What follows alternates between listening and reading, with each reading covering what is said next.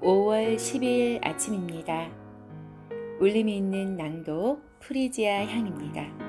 오늘은 타이탄의 도구들 시편에 매일 손님을 맞이하라 환대하라 편입니다.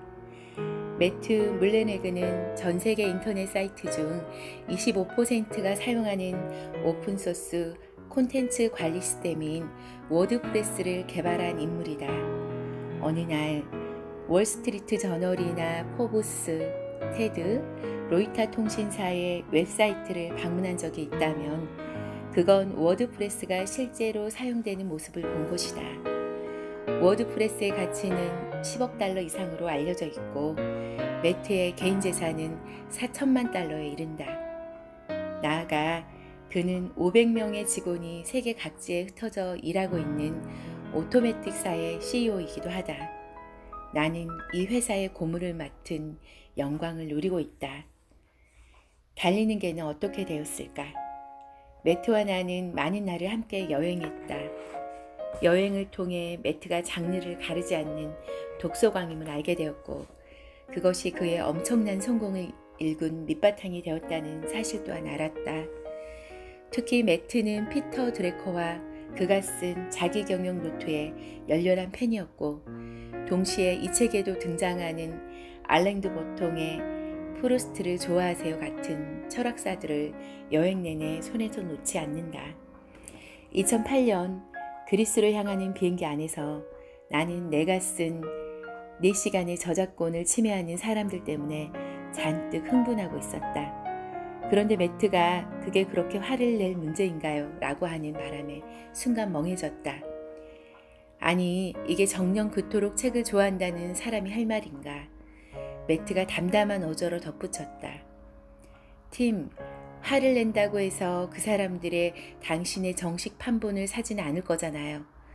그러니까 그냥 무료로 광고 한 셈 쳐요. 아니면 그들을 수면 위로 끌어올리는 재미난 이벤트를 생각해 보든지요. 매트는 자신의 회사에 심각한 상황이 닥쳐도 무심한 얼굴로 평온하게 맥주를 마시고 당구를 친다. 당구공을 포켓에 넣으며 그는 생각한다. 자, 이젠 어떡하지? 오늘 일어난 이 일이 1년 후, 10년 후에 생각하면 어떤 의미일까? 화를 내고 속상해하는 것은 백해무익이다. 그 시간에 대안을 찾는 것, 왜 그런 일이 일어났는지에 대한 질문을 통해 뭔가 배우고 얻어야 한다는 것이 매트의 지론이다. 그래서 나는 부정적인 감정에 휩싸일 때면 재빨리 매트라면 어떻게 생각할까? 라는 질문을 던지면서 빠져나온다. 매트는 이렇게 말했다. 자동차 뒷공무니를 쫓아서 맹렬하게 달리는 개가 있다고 해보자. 갖은 노력 끝에 마침내 그 개가 자동차를 따라잡는 데 성공했다고 치자. 자, 그러면 이제 그 개는 무엇을 해야 할까? 그렇다. 그 개는 이제 뭘 해야 할지 모른다. 그 후의 계획이 부재하기 때문이다. 나는 이런 사람들과 기업들을 자주 목격해 왔다. 모두가 한 번은 어떻게든 성공한다. 그러고는 번번이 실패하는 길로 옮겨간다. 자, 그 다음은? 이라는 질문을 미루 검토하지 않았기 때문이다. 우리는 예상치 못한 걱정, 화, 두려움이 어느 날 갑자기 자신을 찾아왔다고 생각한다. 천만에 그렇지 않다. 다음을 생각하는 계획의 부재가 불러온 결과일 뿐이다. 매일 새로운 대안을 찾아라. 우리에겐 날마다 새로운 하루라는 손님이 찾아오기 때문이다. 어떤 손님은 환대하고 어떤 손님은 벽대하는 장사꾼이 부자가 되는 걸 본 적 있는가? 우리에게 필요한 건 갑자기 진상으로 변한 손님에 대한 걱정과 불평, 두려움이 아니다. 모든 손님을 환대할 수 있는 계획이다. 우리는 모두 맨 끝에 서 있다. 샌프란시스코에서 하이킹을 하는 도중에 매트가 내게 팀 어번이 운영하는 웨이벗 Y라는 블로그에 실린 맨 끝이라는 글을 읽어보라고 권해주었다. 우리가 오직 하나의 글만 읽을 수 있다면 꼭 그걸 읽어야 한다면서. 이 글은 숫자와 도표를 사용해 우리의 삶이 실제로 얼마나 짧은지를 잘 보여준다. 특히 다음에 인용한 글은 우리를 깊은 생각에 잠기게 한다. 고등학교를 졸업할 무렵이면 우리는 부모님과 직접 대면할 수 있는 시간의 93%를 써버린 것이다. 어른이 된다는 건 7%, 5%, 3%의 삶을 살아가고 있다는 뜻이다. 이처럼 우리는 모두 맨 끝에 서 있다. 매트는 우리에게 묻는다.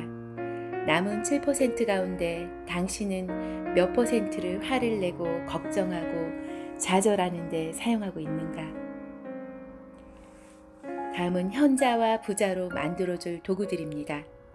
매트는 많은 언론으로부터 인터넷 사업을 통해 억만장자가 된 아이콘으로 소개되어 왔다. 하지만 이것만으로는 그를 온전히 표현하기엔 많이 부족하다. 내가 만난 매트는 부자라기보다는 현자에 가까웠다. 매트는 가장 중요하게 여기는 습관에 대해 묻는 내 질문에 1초의 망설임도 없이 매일 잠자리에 들기 전 하는 팔굽혀펴기 1회를 꼽았다. 그렇다. 딱 한 번이다. 그는 말한다. 아무리 늦게까지 일을 했더라도 또 세상이 아무리 어수선하더라도 팔굽혀펴기 한 번도 못할 만큼 힘들기는 불가능하다. 목표와 계획을 세울 때 가장 중요한 것은 변명의 여지를 없애는 것이다. 그래야 달성할 수 있다. 일단 쉽게 습관을 들게 하는 것이 핵심이다. 습관이 되고 나면 2번, 3번, 10번으로 늘려가도 어렵지 않다는 것을 깨달을 수 있다. 그를 현자와 부자로 만들어준 그가 강력하게 추천하는 최고의 성과 도구 몇 가지를 소개한다. 당신도 충분히 활용할 수 있는 멋지면서도 쉬운 대안들인 만큼 눈여겨보기 바란다. 다음입니다. 피투, 이메일에 대한, 슬랙, 인스턴트 메시지에 대한, 모멘텀, 집중력을 도와주는 구글 크롬의 확장 프로그램, 분더리스트, 일을 끝마치도록 도와주는 할립 관리 앱 툴, 텔레그램, 암호화 기능이 뛰어난 메시징 앱, 캄, 쉽게 명상을 접할 수 있는 탁월한 앱입니다. 여러 가지 모멘트가 있으니까, 도구가 있으니까 사용할 수 있도록 해주십시오. 다음은 글을 쓰는 사람이 미래를 얻는다입니다. 오토매틱에 근무하는 직원은 500명이 넘는다. 그리고 그들은 전 세계 50개국에 흩어져 있다. 그들은 대면 회의나 화상전화 회의 따위는 거의 하지 않는다. 소위 본사의 개념도 없다. 사무실을 따로 두지 않고도 전 세계 최고의 인재들을 채용하며 이렇게 해서 전략한 돈을 활용해 월 $250의 협업수당을 비롯한 다양한 수당을 지급한다. 아울러 대면 면접 채용도 없다. 오토매틱의 직원 채용은 순전히 이메일을 통한 지원 서류로 결정된다. 어떻게 이런 시스템이 가능한가에 대한 질문에 매트는 이렇게 답했다.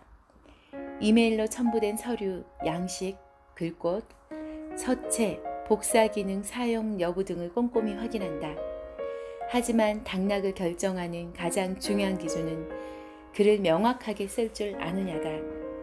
글의 명확성이 곧 사고의 명확성을 나타내는 지표라고 굳게 믿는다.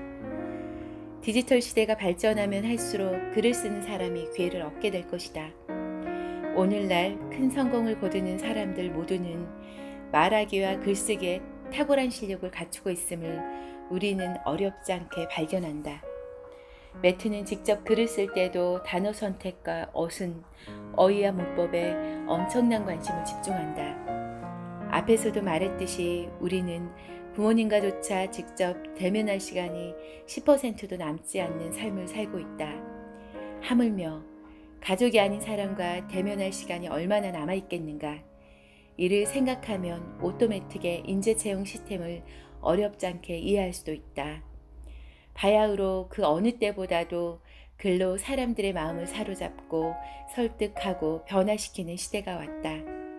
글을 잘 쓰는 사람이 미래를 얻게 될 것이라는 매트의 말에 나 또한 전적으로 동의하는 바다.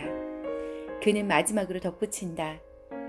코드신, 즉 우아하고 시적인 스타일을 지닌 프로그래머들이 미래의 주인공이 될 것이다.